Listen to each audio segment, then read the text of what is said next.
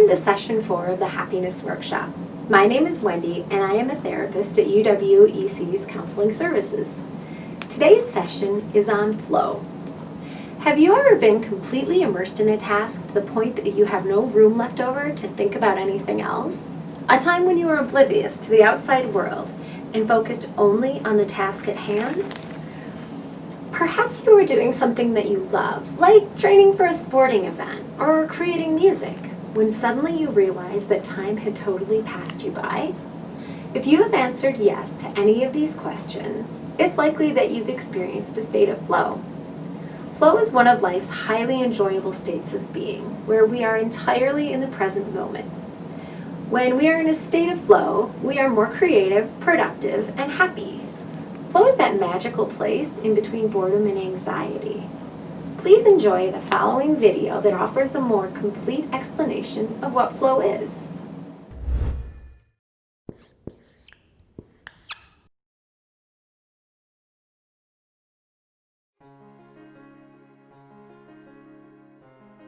Mihai Csikszentmihalyi, and that's by the way how you say his name, dedicates a big part of the book to this idea that a person can make himself happy or miserable regardless of what is actually happening outside just by changing the contents of consciousness.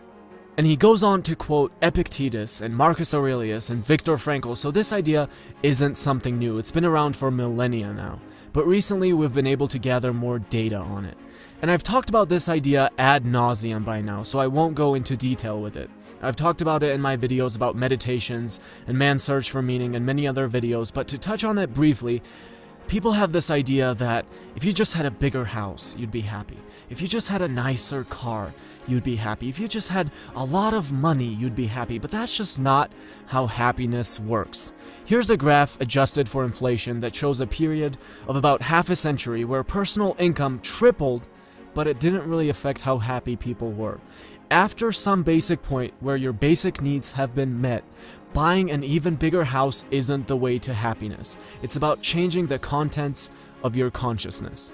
So how can we change the contents of our consciousness? One of the best ways to do this is to put ourselves in a state of optimal experience called flow. Csikszentmihalyi describes flow as the state in which people are so involved in an activity that nothing else seems to matter. He goes on to say that concentration is so intense that there is no attention left over to think about anything irrelevant or to worry about problems. Self-consciousness disappears and the sense of time becomes distorted. And you've probably experienced this before, and it's absolutely one of the best feelings in the world. If you're working on your business, you might be so focused on what you're doing that 12 hours might pass and you have no idea. All of a sudden you look up and you realize you haven't had any food, you haven't thought about anything else. The only thing that you could focus on was your business. And the same thing applies to so many other activities, whether you're a rock climber focused on climbing your new record or a master pianist composing your new masterpiece. It's an amazing feeling. You're so immersed into what you love doing, into what you're really good at, that your brain simply can't focus on other things. You're not worrying about stupid things. You're not regretting what you did yesterday or stressing about what you'll do tomorrow. It's absolutely one of the best feelings in the world. So, if we look at the flow diagram, here's how you put yourself in the state of flow. You don't want what you're doing to be too challenging, otherwise you'll have anxiety. You don't want what you're doing to be too easy for your skills either, otherwise you'll be bored. But it's when you balance these two that you end up in the flow channel. You're striving towards the upper right corner constantly. You increase your challenge, you get better. You get better, you increase your challenge. And the more you move toward that direction, the more intense the state of flow gets. So this is not really a how-to book, but our goal should be to find what it is that we love and then keep getting better at it and keep making it more challenging. Or in other words, the main goal is to spend as much of your life as you possibly can in the state of flow, because that is where you find this unbelievable ecstasy. And Csikszentmihalyi gives an example of the Indians in the Shuswap region of Canada who would settle down in a place filled with resources, and life was good and they had everything they needed. They had all the food and fish where they were, but the elders would make sure that the entire village would just pack up and move to a new location every 25 or 30 years. This way they knew they would have new places to explore and hunt and fish and new challenges to overcome. And it's a great story to keep in mind when you think about how most people just want to settle down in front of their TV for the rest of their lives. And in a lot of my videos, I criticize being in front of the TV all night or spending your entire day on your Facebook feed, and I often get people who tell me, well, what if that makes the person happy? And the answer is, sitting on Facebook all day will not make anyone genuinely happy. If you pick a person who spends his entire day in front of the TV, he's probably not going to be the most exciting, happy, ecstatic person. So let's take a look at the graph again. Looking at your Facebook all day or watching TV puts you in the lower left corner of the graph, which is known as the area of apathy. There's no challenge involved, there's no skill involved, you're apathetic. And when you're not completely apathetic, you're probably sitting there bored or worrying about everything there is to worry about.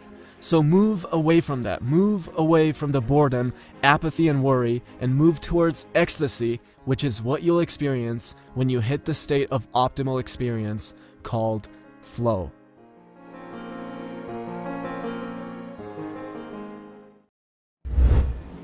So how do we generate more flow in our work and academic pursuits?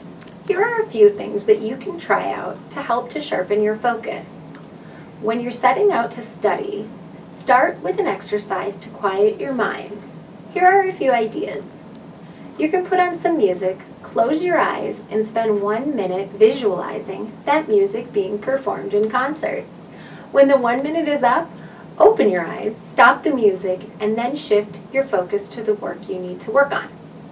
Another option is to take a 5-minute walk where you turn off your phone, focus on your breathing, and clear your mind. By doing a calming and centering warm-up activity, you will prepare your mind to focus. Next, we need to set up a work environment where it will be easier to maintain focus. You will want to start by removing distractions and staying away from multitasking. The goal is to become totally involved in what you're doing, to create a space for concentration so intense that there is no room left to think of anything else. Start by turning off your telephone or setting it to a do not disturb mode. Shut down all of the browsers on your computer that are not directly connected to the task at hand. And try noise cancellation headphones. By doing these and other things, you are creating an environment where you can focus.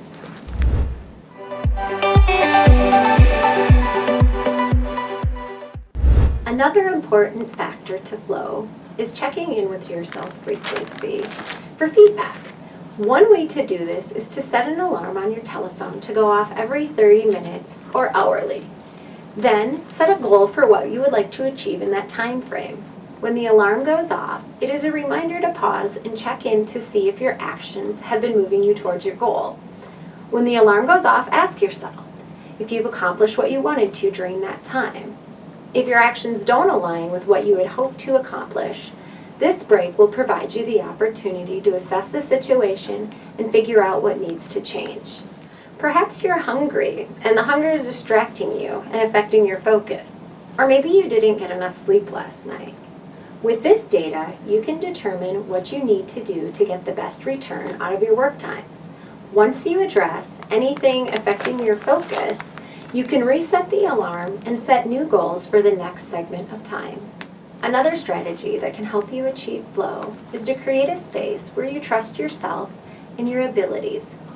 For studying or writing a paper, you can use the same 30 to 60 minute time setting I mentioned before. For example, if you're writing a paper, instead of getting bogged down by getting everything correct right away, you can use the alarm setting to give yourself time to work on the paper without self-judgment, knowing that when the alarm goes off, you will take time to go back and clean up what you have created. When you allow spaces without self-scrutiny, you can work without worrying about if it's going to be good enough and get down some basic ideas that you can improve upon later. While flow may come easy in some areas, like hobbies and sports, it can also be fostered in our academic and work life. Please try the strategies that were offered in this workshop to help hone your skills of accessing flow. By doing so, you will be more focused in your work and will achieve your goals more readily with less wasted time and less stress. This will certainly help increase your overall happiness and sense of well-being. Thank you for joining me for today's session. I'll see you next time.